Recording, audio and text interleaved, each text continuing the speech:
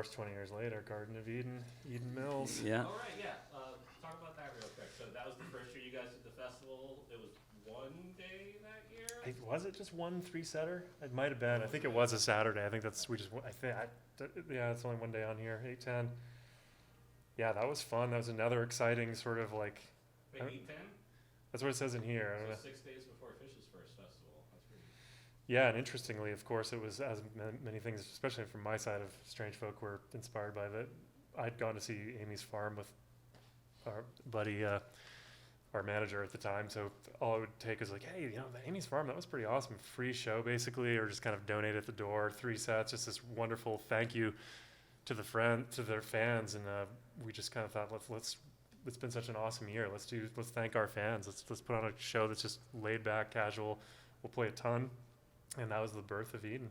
And it happened to be in the town of Eden Mills. We didn't even have a name for it. It just sort of, Garden of Eden. That makes sense. It's in Eden, Vermont.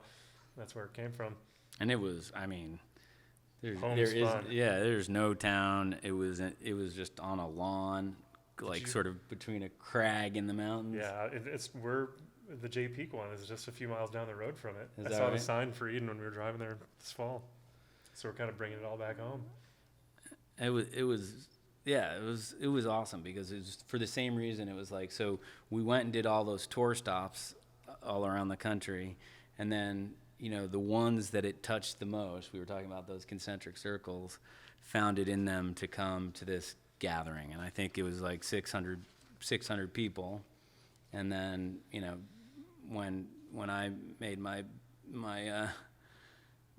whatever, my depressing goodbye, there were 5,000, and it just each year it just kind of went boop boop boop. Yeah, I remember it went 6, 12, and then I don't know what the next one was, but it was like the fact that it doubled the second year. I was like, wow, we're onto something here. This is pretty cool.